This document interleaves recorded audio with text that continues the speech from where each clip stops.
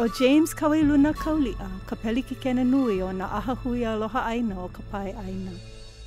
I ka lā e ono, kepo ke mapa, umi kumāwalu, ka naiwa kumahiku, ua wehe ia ke kahi akoa koa o ka lāhui ma ka haleali i o Iolani, me ke ia hai o lalo ku e i ka ho'ohui ia o Hawaii me Amerika.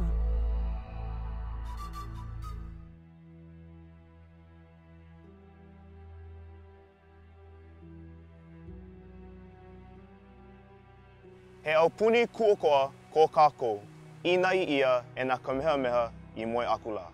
A he pono kūkulu aupuni kuokoa, a lākou i imi ai.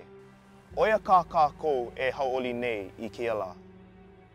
No leila, e aha na pilikia i ulu ai i ko kākou noho kuokoa ana.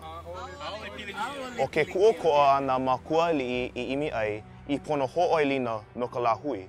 Oia ke ake ia nei e kanu ola ia, au e olelo ai i na ho'ohui ia kākou me Amerika. Oia ko kākou ai ana aku e kanu ola ia kākou kalahui i loko o nā pōpilikia he nui e ho'ea mai ana ma hope o ka ho'ohui ia ana.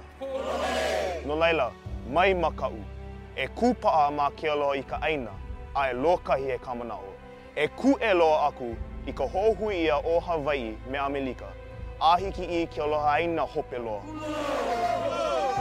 E ho'o mau ia ko kākou kuokoa, a i au puni kuokoa malalo iho kona mau kana wai pono i. No laila, mai ai kākou e ho'ohui ia ko kākou aina me Amerika.